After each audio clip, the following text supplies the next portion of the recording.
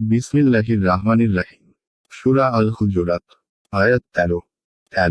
হে মানুষ, আমি তোমাদেরকে সৃষ্টি করেছি এক পুরুষ ও এক নারী হতে, পরে তোমাদেরকে বিভক্ত করেছি বিভিন্ন জাতি ও গোত্রে, যাতে তোমরা একে অপরের সাথে পরিচিত হতে পারো।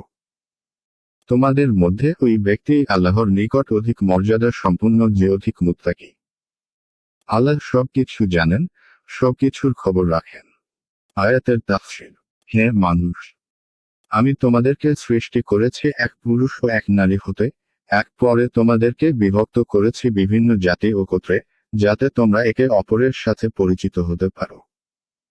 2.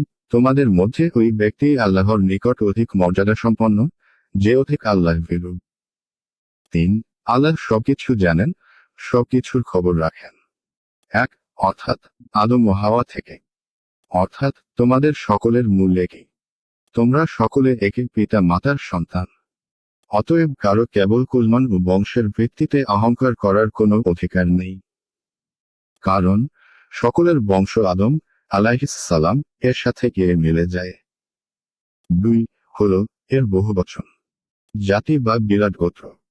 আরবি ভাষায় অপেক্ষাকৃত ছোট বংশ ও গোত্র অর্থে পর্যায়ক্রমে কয়েকটি পরিভাষা ব্যবহার হয়। যেমন, এরপরে আসে তারপর তারপর তারপর তারপর ফাতহুল কাদির। উদ্দেশ্য হল বিভিন্ন জাতি, বংশ ও গোত্রের এই বন্ধন কেবল পরস্পর পরিচিতির জন্য, যাতে তোমরা আপসের জ্ঞাতি বন্ধন বজায় রাখতে পারো। এর অর্থ এই নয় যে একে অপরের উপর নিজের আভিজাত্য ও শ্রেষ্ঠত্ব প্রদর্শন করো।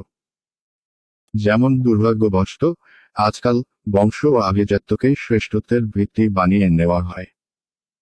অথচ ইসলাম এসে এটাকে মিটিয়ে দিয়েছে এবং এটাকে জাহেলি যুগের কর্ম তথা মূর্খতা বলে আখ্যায়িত করেছে। 3.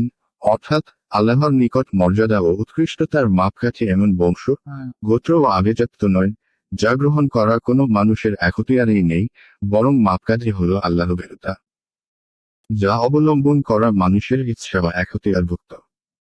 এই আয়াতে হল সেই উলামাদের দলিল যারা বিবাহে বরকনের বংশীয় সমতাকে জরুরি মনে করেন না এবং কেবল দিনদারির ভিত্তিতে বিবাহ সম্পন্ন হওয়াকে পছন্দ করেন।